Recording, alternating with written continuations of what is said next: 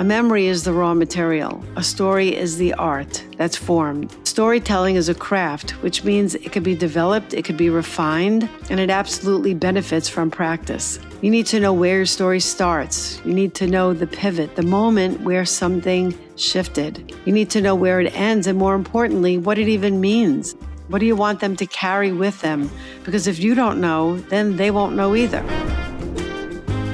Well, hey there. Welcome to Media Savvy, the podcast that gives you a behind-the-scenes look at what it takes to get noticed by media and become the go-to expert that they keep coming back to. I'll be sitting down with successful writers, producers, and entrepreneurs to learn the tools and tactics they use to build their reputation and in turn boost their business. I'm your host, Taub-Dix, and I've been working with top-tier media outlets for more than 30 years, anywhere from traditional print publications to online and social platforms. And I'm sharing my nutrition guidance without gimmicks. But you don't have to be a dietitian for this podcast to speak to you. Through my one-to-one conversations, you'll learn how to build a strategy to get your name in the news and establish yourself as an authority in your field, no matter what the industry. With Media Savvy, I'm on a mission to inspire, motivate, and empower you to have the confidence and tools you need to shine in the spotlight. Are you ready? Let's get Media Savvy.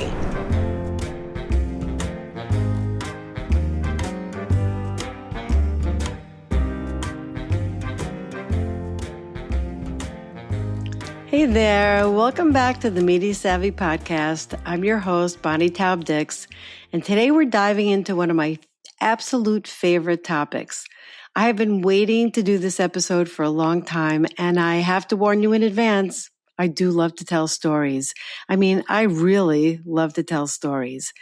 My family will tell you with tremendous affection, I hope, that I have been known to repeat a story or two, or 12, and I love to tell jokes. The problem with me and jokes is that I often start laughing before I even get to the punchline. Just about every single time. And it's like when you cry at a movie because you already read the book and you know what's going to happen. That's me with jokes. I'm already giggling at the setup. So fair warning, that might happen today, but stick with me because what we're about to talk about is genuinely important, and I think it has the power to completely change the way you show up as a communicator, as an expert, and as a human. And with AI all around us, whoever thought that we'd have to prove that we're human?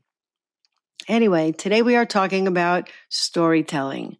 Now, before you think, Bonnie, I'm a dietitian, I'm a health professional, I'm a scientist, I'm a doctor, I am not a storyteller. I want you to stay right here because what I am about to tell you is that you are wrong. Even though I may not know each and every one of you individually, I will tell you about this. You are wrong. I say that with complete admiration and zero judgment because I have heard this from so many, too many brilliant, credentialed, knowledgeable professionals who genuinely believe that their expertise speaks for itself. And listen, in some respects, of course it does. Your expertise is invaluable. But expertise alone is not what makes someone memorable. What makes someone memorable is the story behind their expertise. Storytelling is, and I mean this completely, a superpower. And here's what makes it so remarkable right now is that in this particular moment in time, we are living in a world where AI and automation and it just have taken over, where content can be generated in seconds and where facts and figures and bullet points and evidence-based recommendations could be produced at scale, on demand, by a machine. And all of that could genuinely be useful, but here's what there's no algorithm, no chat box, no AI tool that could ever replicate, and that is your story. I'm talking about the way a human being tells a story, the texture of your own lived experience. That is yours alone, and it cannot be manufactured. It's not merely content.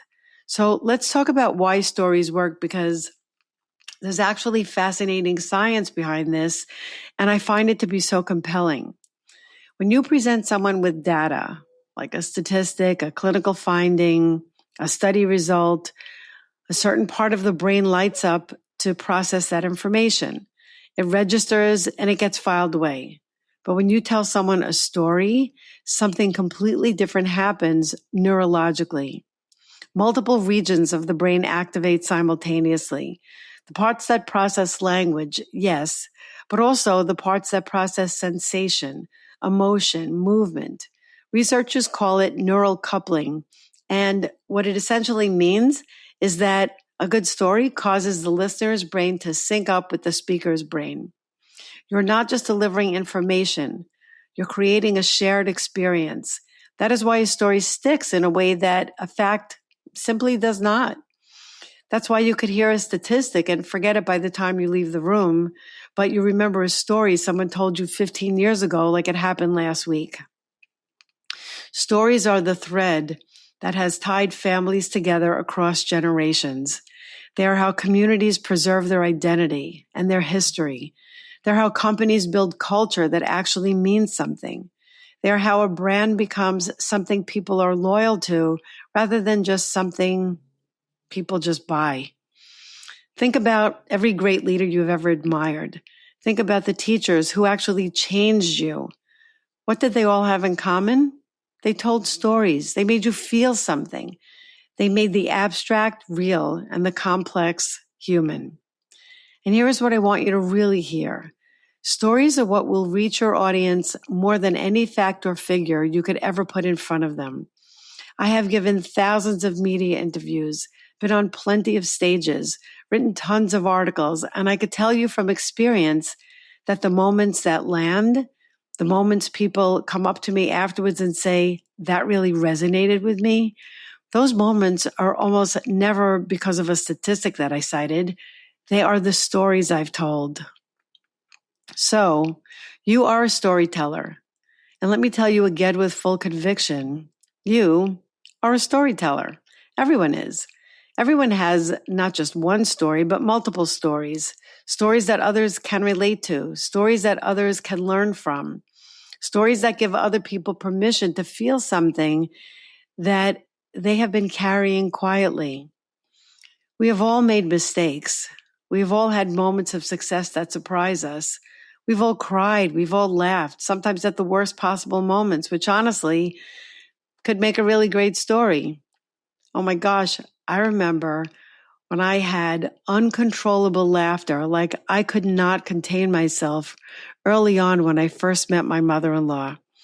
And we were at a picnic and she bit into an ear of corn and she lost the cap on her front tooth. And then she just looked up at me. And yeah, that's nothing funny at all. But she will never forget my reaction. And I have to tell you, it made a great story. Okay, getting back to business. I will guarantee you that behind every single one of those experiences you've had, there's a story just waiting to be told. And some of you might be sitting there thinking, okay, but what do I even tell in a story? And I'm so glad that you asked. Let me give you some ideas because the categories of stories that connect with an audience are a lot broader than you think. You could tell a story about something you discovered about yourself that you genuinely did not see coming. For example, I remember when my husband bought me a set of paints for Mother's Day. I didn't know, what to paint, so I just sat outside of my house and painted a picture of my house. And that's not the good part of the story. What happened was a few cars that were going by stopped and asked if they could commission me to paint pictures of their houses. I had no desire to do that at all, but their request meant so much because it helped me to just feel more confident about painting because I hadn't painted in years and years. Okay, other things you could talk about. You could talk about something you assumed was true about who you thought you were, and then one moment, one conversation, one experience cracked that open and showed you something completely different. Those stories are magnetic because they are vulnerable, they are real, and they give your audience a mirror to reflect on. You could tell a story about someone who inspired you. It doesn't have to be a famous person. It doesn't even have to be a dramatic origin story. Sometimes the most powerful stories are about the quietest moments. A patient who changed the way you thought about your own work, a mentor who said one sentence that you have never stopped carrying on about. You could tell a story about someone who tried to discourage you and how you pushed through that. Those stories matter enormously to an audience full of people who have their own doubters and their own inner critics. When you say, someone told me this wasn't going to work and here I am, you give people hope.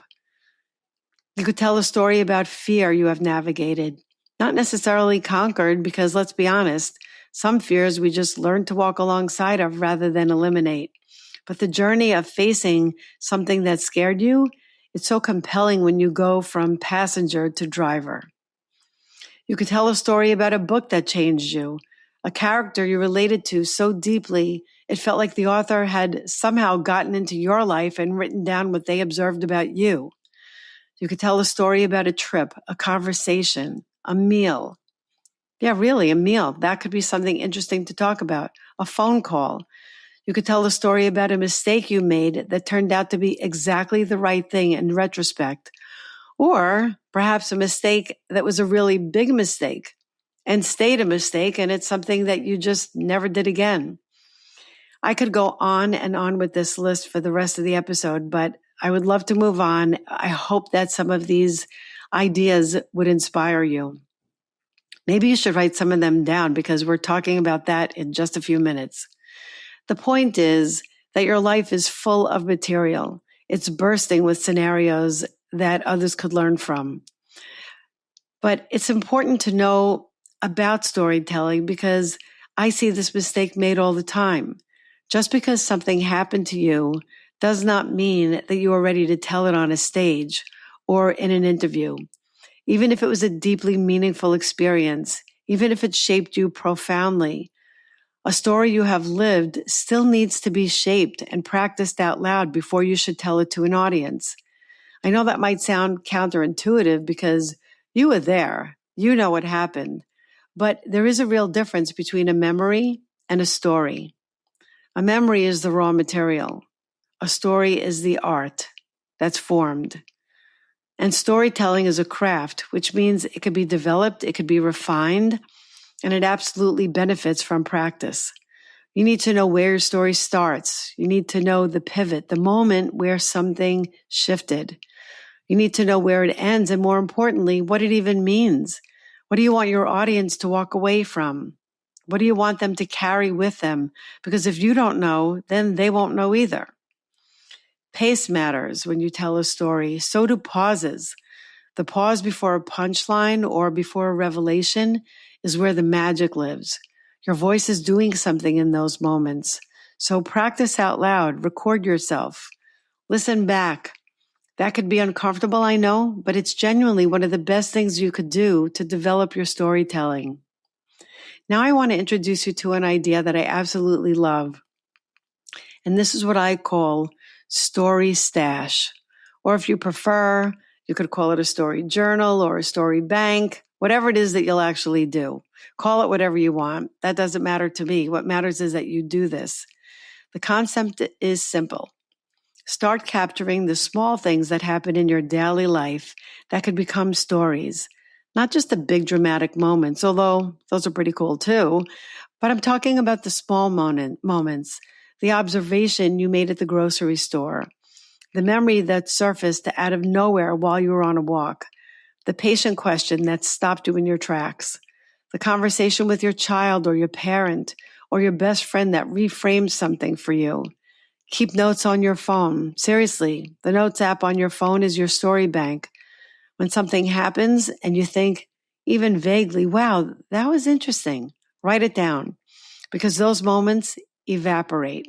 Memory is not as reliable as we like to think, and you don't want to lose those small details, which are often the most vivid and the most humanizing part of your story. So capture them, and then every so often, sit with your notes and ask yourself, how might this connect to what I do, to what I teach, and to who I serve?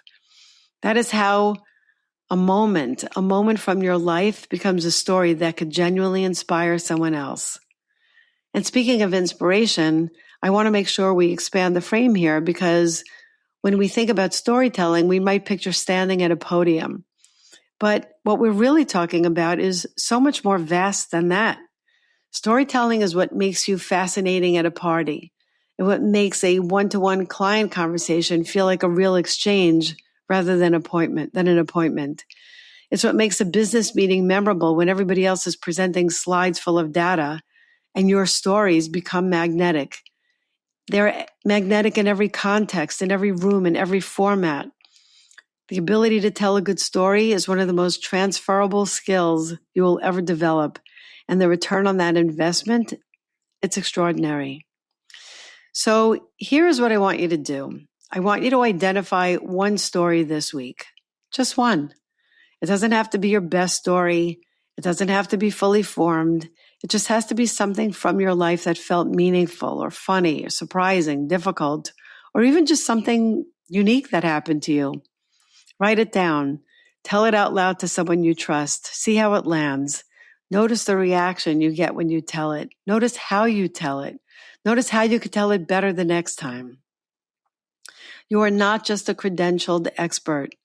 You are not just a list of your accomplishments and your degrees and your publications, as impressive as they all may be. You are a person who has lived a life full of stories. And those stories, your stories, are the thing that will make people listen, remember, and want more. Nobody and nothing can tell your story the way you can. Not AI, not a publicist, not a ghostwriter, not an influencer, not anyone. Your voice, your experience, your perspective, that is your competitive advantage, and it always will be. Okay, so now go and find your story. And if you laugh before you get to the punchline, that's okay, because after all, why shouldn't we enjoy our own stories, right? And thank you so much for being here today. If today's episode resonated with you, and I truly hope it did, just hit the subscribe button so we can keep the conversation going. And if you have 2 minutes of your time, and I know so many of you listen to my shows week after week, please leave a review because it means the world to me and it helps other people find this show who really need to hear these messages. Plus, my thank you to you for writing a review and just subscribing. Why don't you send a little paintbrush emoji or any emoji to mediasavvybtd.com. That's mediasavvy, SAVVY, BTD.com. And I'll send you my media coaching guide, my media confidence coaching guide. So thank you so much for listening today. I'm Bonnie Taub-Dix. Thanks for hanging out with me. And by the way, you're looking mighty media savvy. Thanks so much. Till next time. Bye.